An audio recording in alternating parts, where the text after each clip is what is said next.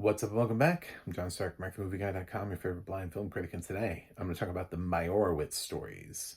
It's March Madness, and for March I decided to tackle 31 good, great, excellent movies, whatever, that are Netflix originals, because I think they've actually made 31. I'm trying to prove that.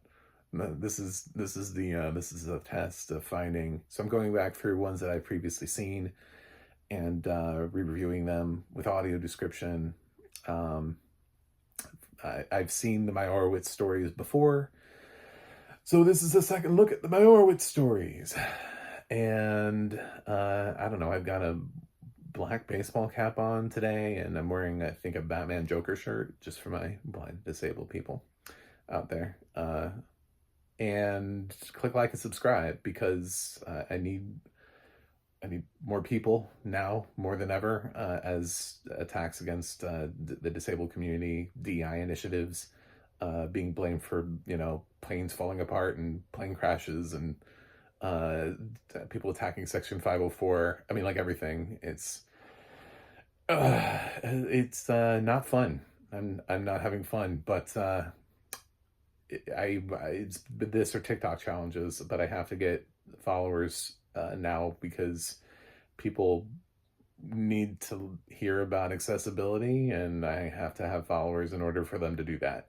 So, My Heart Stories has an audio description on Netflix. It stars Adam Sandler, Dustin Hoffman, Ben Stiller, Elizabeth Marvel, Emma Thompson, Candice Bergen, Grace Van Patten, Adam Driver.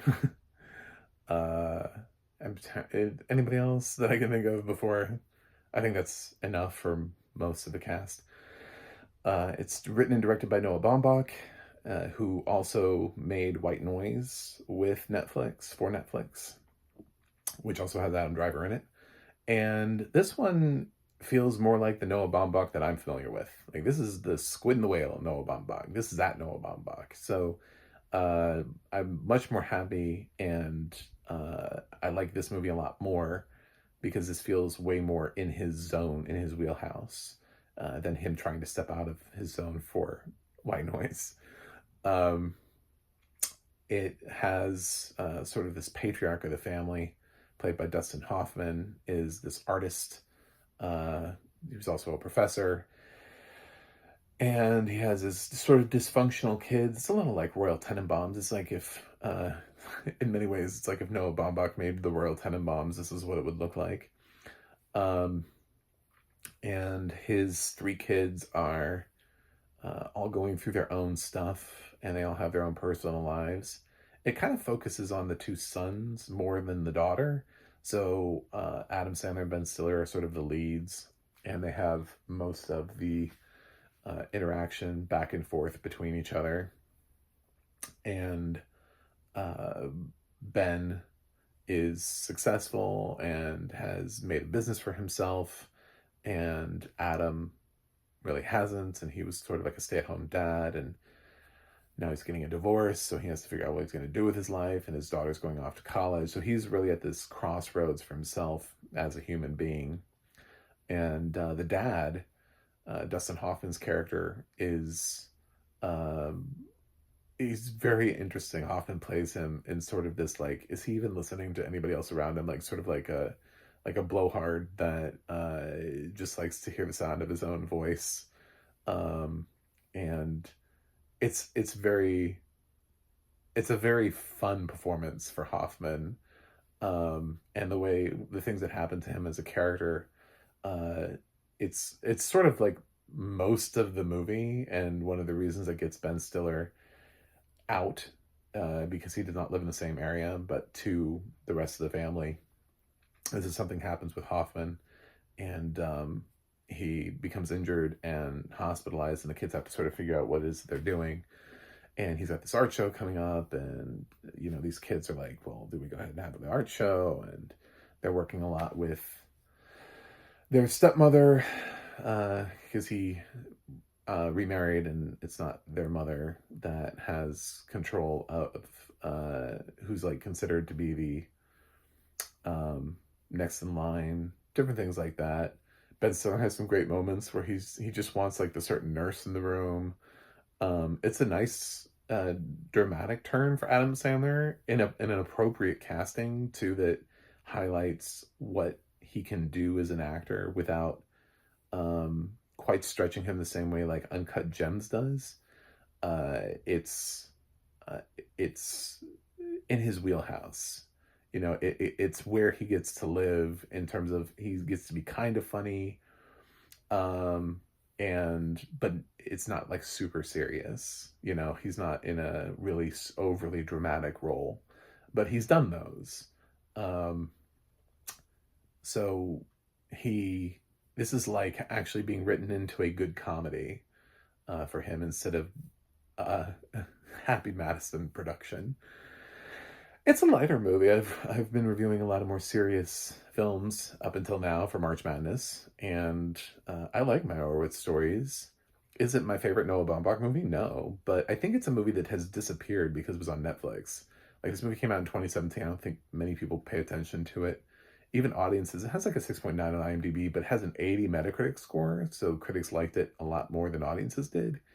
And that's, I guess I'm leaning more on the critic side.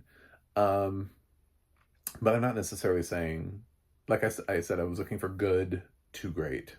Like these are all movies I would recommend, highly recommend. Not like just barely either. Not like, well, I guess it's worth a watch or whatever. I liked my Meyerowitz stories. Is it my favorite Noah Baumbach movie? No, it's not.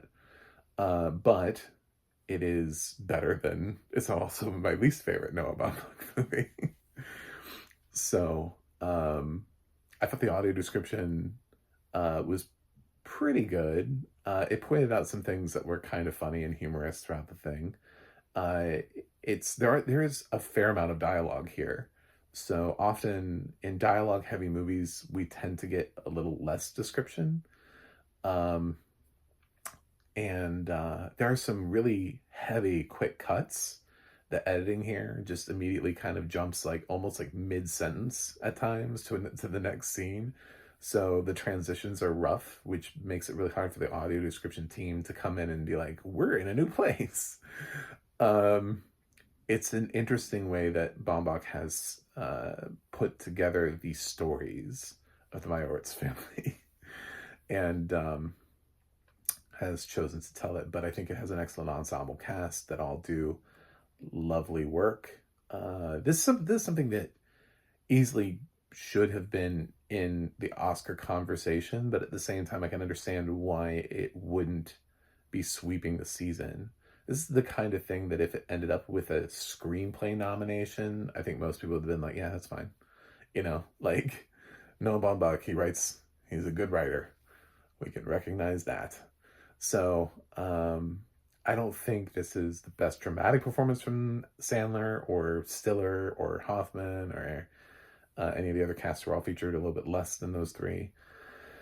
But it is definitely a film that's worth watching, especially if you've never seen it before, or if you're having questions about whether or not Netflix has ever made a good movie before. It has those indie film vibes, and this one bleeds a lot more Baumbach than White Noise does. So, yeah, if you're a fan of old school Noah Baumbach, this is where you want to go. So, I'm gonna give the Meyerowitz stories a B plus. Not every movie's gonna be an A. Some of them's gonna be B plus. But I would still firmly recommend this. It's under 2 hours, so it moves pretty quickly, and I think you'll like it. Thanks for watching. Thanks for subscribing. I'll see you guys on the other side.